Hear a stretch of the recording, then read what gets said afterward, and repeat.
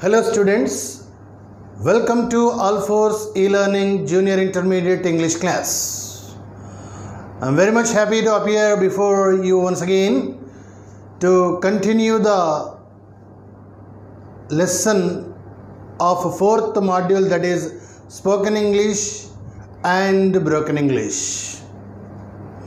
The author revealed many things we have already discussed. One thing is sure, no two persons speak alike. There will be variation in expression. As we speak Telugu, we are able to speak Telugu. As we speak Hindi, we are able to speak Hindi or Urdu, any language you take. If you practice or if you continuously speak, you will definitely be able to speak. That's it. So let's come to a conclusion in this session. My dear students, please pay attention, and if you have the textbook, please open and follow my explanation with concentration. I am now going to address myself especially to my foreign hearers. Yesterday, this was explained. Foreign hearers. I am going to address them, I am going to explain them, I am going to tell them what is he going to tell. Let us see here. I have to give them another warning of quite a different kind. If you are learning English because you intend to travel in England and wish to be understood there, do not try to speak English perfectly, because if you do, no one will understand you. You are inclined to learn English as you are willing to go abroad, where English is the mother tongue. The author clearly says that a person who wants to travel in the countries where English is the mother tongue, he need not speak English there perfectly, because if English is spoken there perfectly, even the people whose mother tongue is English also cannot understand. You take any language, even Telugu also, whatever that is used by us regularly, if we speak in that accent, people can receive, people can understand what we say. I have already explained that though there is no such thing as perfectly English, there is presentable English which we call good English. The author has clearly revealed that there is no perfect English, there is only presentable English, and that presentable English is called good English. Suppose you want to say a girl, you are alive and kicking, the girl does not understand what you speak. If you say you are beautiful, the girl can understand. Alive and kicking means it is an idiomatic expression. When you normally people to speak, when you normally speak to people, you should use simple language. They can understand that. Okay, dear students, but in London 999 out of every 1,000 people not only speak bad English, but speak even that very badly. You see, the author's expression clearly gives us confidence that anybody can speak English. Out of 100 people in England, 99 people speak bad English only, and that bad English is spoken very badly, you see. So try to catch the point, dear students.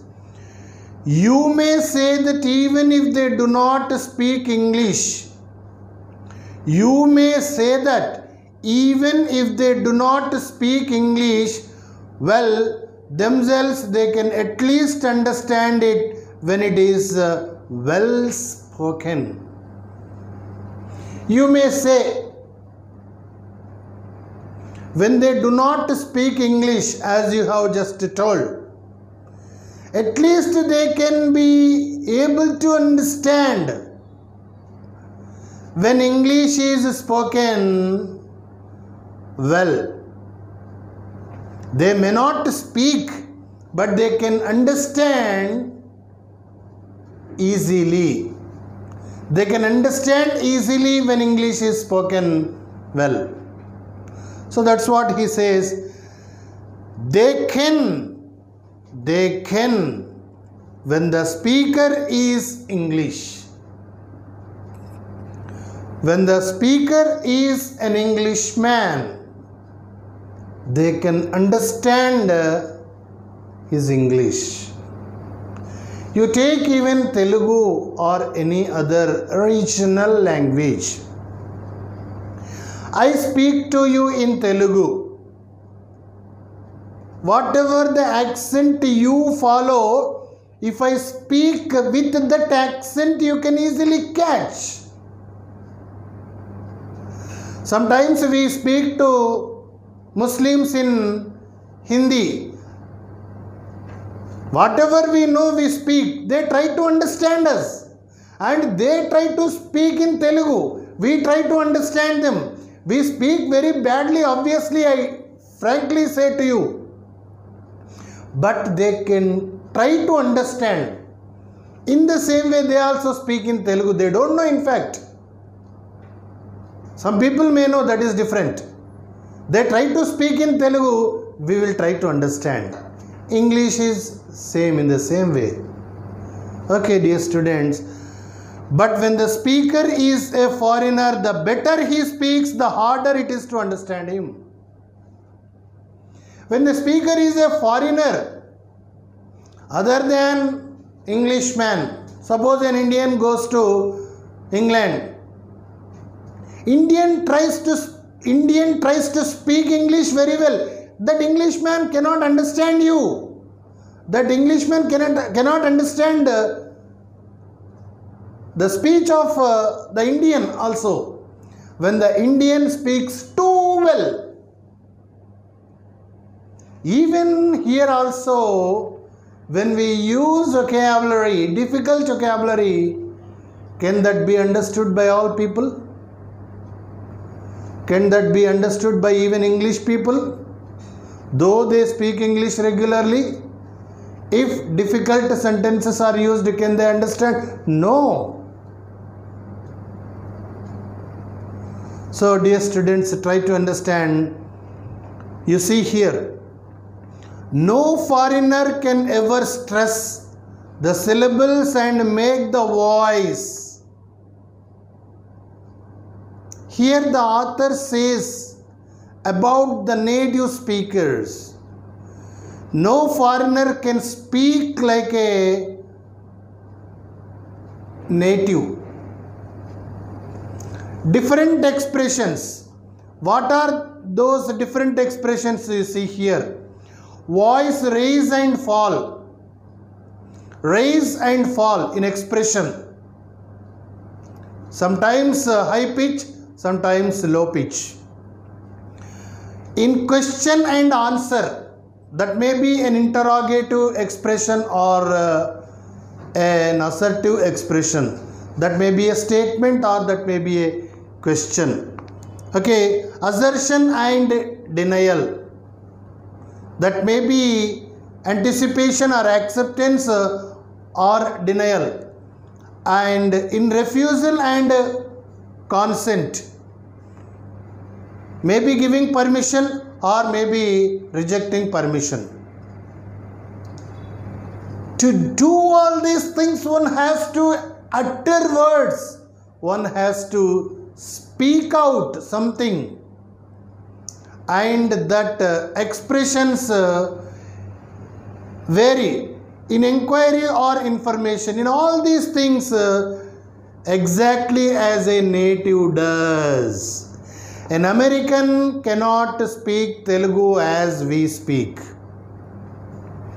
An Englishman cannot speak Hindi as Indians speak. That may be any matter, that may be asking a question, that may be giving a consent, that may be an assertion, that may be an assertion, that may be a denial. Whatever it may be, a foreigner cannot speak like a native speaker. That may be any language. Take it for granted, my dear students. Next you see here. Therefore, the first thing you have to do is to speak with a strong foreign accent and speak broken English, that is English without any grammar. You remember, my dear students, here the author clearly says, if you want to speak English, you try to learn the foreign accent.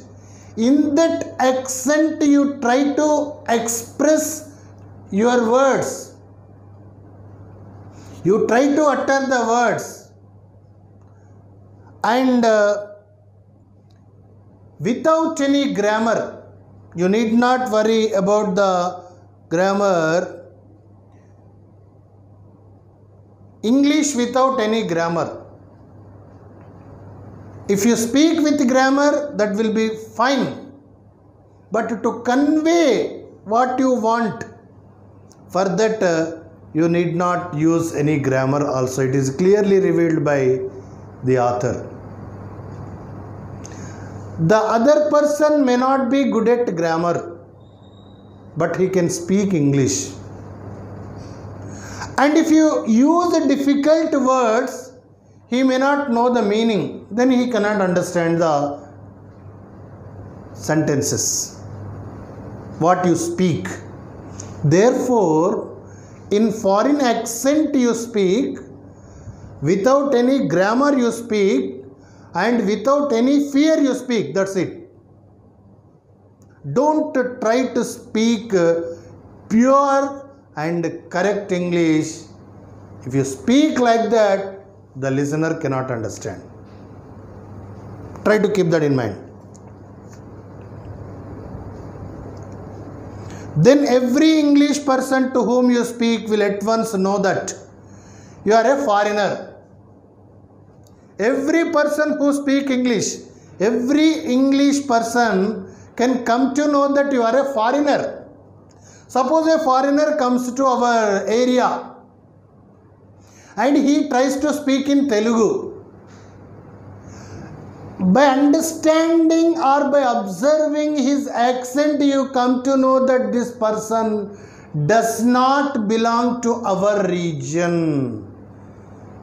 You can understand that he is a foreigner, then obviously you go and help that person and you try to enjoy his expression.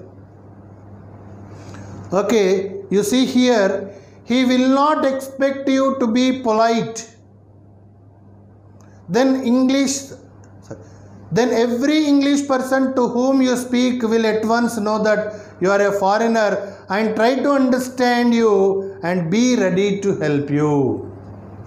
Definitely he tries to help you. He will not expect you to be polite and to use elaborate grammatical phrases. He does not expect, or he will not expect anything from you to use elaborate sentences or elaborate phrases. There will be variation in expression. Suppose you take Telugu language, a person or the family belong to kings. Princess goes somewhere. Her father asks in Telugu, suppose let me say, యువరాణి గారు ఎచ్చటికి వెళ్ళుచున్నారు, యువరాణి గారు ఎచ్చటకు వెళ్ళుచున్నారు. This is the language, suppose let me say, by kings. Normal people, అమ్మ ఎక్కడికి పోతున్నావు? This is normal Telugu.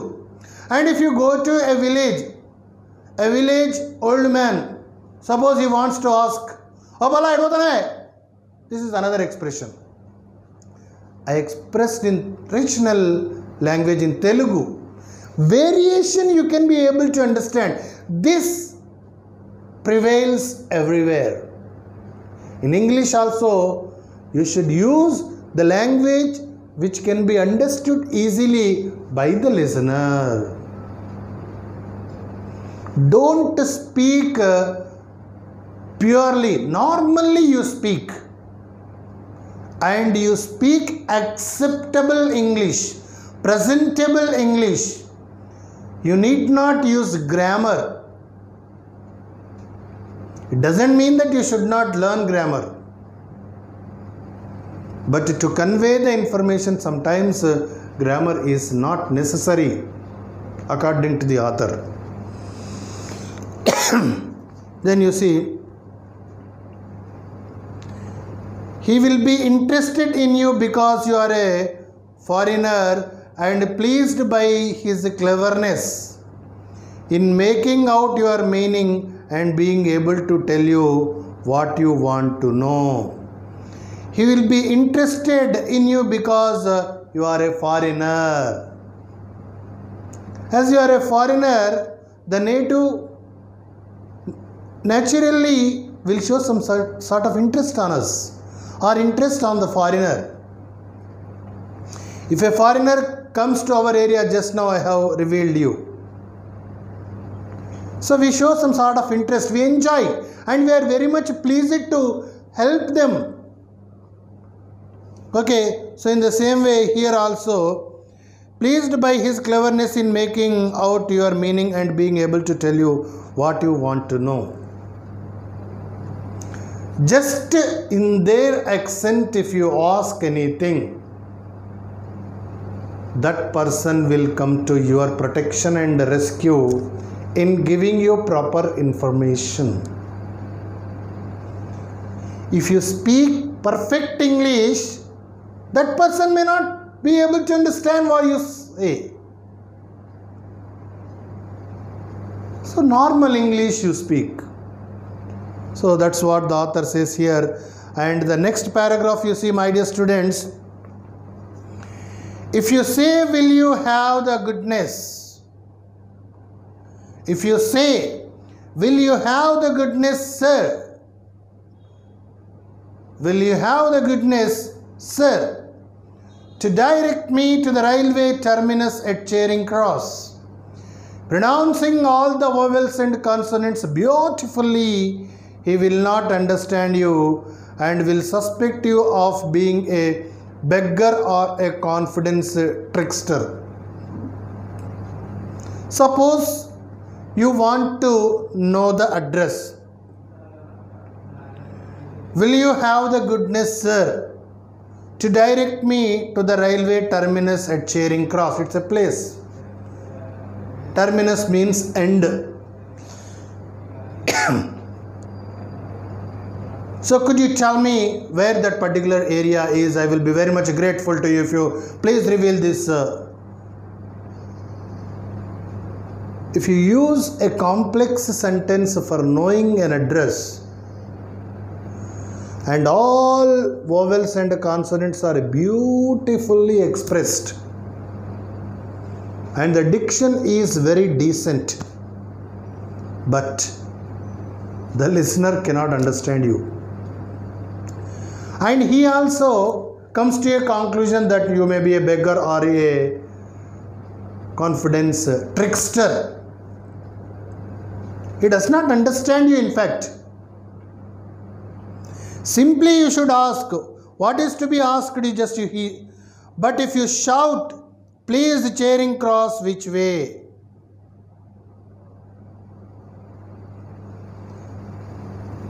Where is Charing Cross?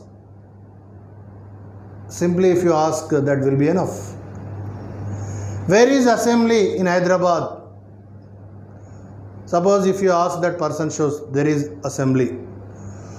Oh gentleman, could you please tell me in this area where is assembly? I will be very much pleased if you tell where assembly is. If you use direct, indirect speech and all grammar points, that person will look at you and comes to a conclusion that you are a confident trickster. Simply ask, where is assembly? He says, there is assembly. So here also he says, for example, just I have revealed that you will have no difficulty, half a dozen people will immediately overwhelm you with directions. Where is Charing Cross? Half a dozen people, 6 members will come and tell, there is, just you go in this direction. To ask that simple one, you need not use elaborate phrases. You need not use perfect English. Simple words you use. That is enough. Okay, dear children, this is applicable to everybody. And as you know very well that English is a foreign language and it is used in many countries. We are expected to know. We should adore or we should honor our language, no doubt. But our language is confined to our area. What is the common language used all over the world? Naturally you say English. Then why don't you learn? Don't have any phobia. So the author says that only. Even in private intercourse with cultivated people, you must not speak too well. Even in private intercourse or private interaction with cultivated people, with refined people, with officers, with learned people, with efficient people, you take many. You need not speak too well. Suppose in the office, an IAS officer, office manners. Obviously we say words or we speak to him or we say to him very politely. But when you have a private interaction with that person, you need not speak too well. Normally you speak.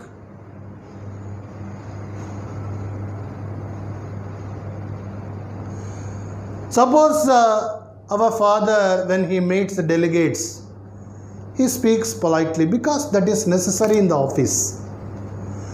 Whatever that is spoken, whatever the diction he used when he speaks to delegates, the same if he uses in the house, how does it seem? It doesn't seem good. It seems to be absurd. We need not speak too well. Normally you speak. That is enough. That can be understood by all. Okay, apply this to your attempts to learn foreign languages and never try to speak them well. So you apply this rule to learn foreign languages, okay, and never try to speak them too well. Normally you speak. So in Hyderabad there is a CIFL, Center Institute for English and Foreign Languages. When you are good at foreign languages, any one of the foreign languages, that will be an added advantage. Suppose you know French. When you go to France, in that language you speak, that will be an advantage for you. German language, there are different languages. If you have some idea, in India, you take different areas, different languages. You should have an idea. When you stay in Tamil Nadu for 10 years, naturally you can be able to understand Tamil. Maharashtra, Marathi. Telugu in Andhra Pradesh and Telangana. There are so many states. If you go to different states, you can learn different languages. You need not speak too well. Speak politely, that is your manners, but speak normally. Okay. And do not be afraid to travel. Just I don't know the language, I don't know English, so I don't go abroad. Don't say like that. You can speak. Okay. And you see, my dear students, here you will be surprised to find how little you need to know. If you go and observe, you will definitely be surprised, you will be astonished how little you need to know. When you go and observe the people there and their English language and their speech, you will be surprised.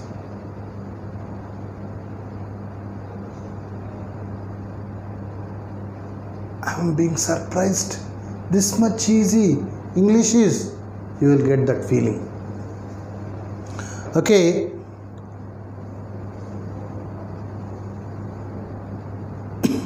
You will be surprised to find how little you need to know or how badly you may pronounce. You can speak like anything. It doesn't mean that you should learn bad English. You speak badly doesn't mean that, but you can speak, and when you speak, the other person should be able to understand. Even among English people, to speak too well is a pedantic affectation. Pedantic means here overly concerned with formal rules. And affectation is nothing but showing a display. Okay. Pedantic affectation is nothing but rules are falsely displayed. Speaking too well is nothing but false display of the rules. Okay. Even among the English people, just exhibition or show, English people also speak normally. And you see here, in a foreigner it is something worse than an affectation. If you take a foreigner, it is worse than that showing the rules. A native speaker feels difficult. Obviously, a foreigner feels more difficult. Okay. It is an insult to the native who cannot understand his own language when it is too well spoken. Suppose if a person comes and speaks Telugu very beautifully, but we don't understand that. When we do not understand, it is nothing but our humiliation. We do not understand our own language. English also. When it is too well spoken, it is not understood. Therefore, speak normally. And when you do not understand your own language, it is nothing but an insult. So do you want to make others feel insulted? Do you want to make English people feel humiliated? No. Speak in their accent, speak whatever you want, and that should be understood by them. When they do not understand what you speak, whatever that is spoken by you is futile. Normally you speak, casually you speak. Don't use elaborate phrases, don't use difficult grammar. Normally you speak. As you speak Telugu, you can also speak English. Feel that you are in the English world and English is necessary for you, then you start speaking English and obviously you can become perfect. Finally, the author says, that is all I can tell you. The record will hold no more. Goodbye. Simply he ended his speech. Simply he said, goodbye. That is enough. Everybody can understand. The record holds no more. Okay, I give you farewell, my dear listeners. Don't worry, English is very easy. English you can easily learn. Start speaking. Don't have any phobia. Don't have any fear. Okay, if you learn English, that will be an added advantage. If you learn grammar, that is well and good, but don't feel that you don't know grammar, so you can't speak English. Don't be in that impression. So my dear students, with this the lesson is completed, and of course there are some meanings. You will have to go through the meanings, and when you go through the meanings, you can also go through the phonetic transcription, and you can also observe the syllables. So there will be an annotation and there will be an answer from this particular lesson. So dear students, read again and again, you can easily understand, and after every module, after every lesson, you have some grammar bits.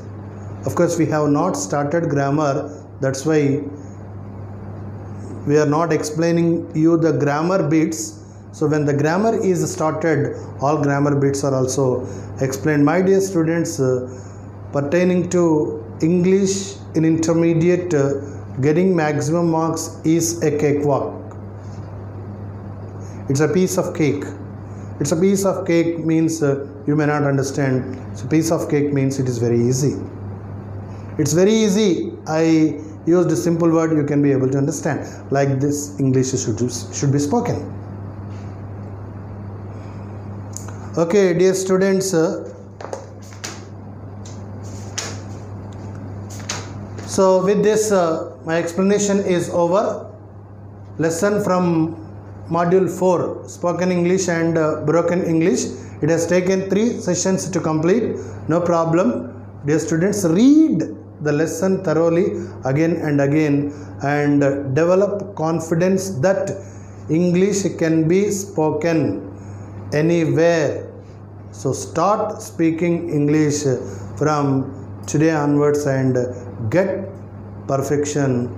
And for listening to my lecture, what can I tell you? I express my heartfelt gratitude and wish you all the best. Thank you very much.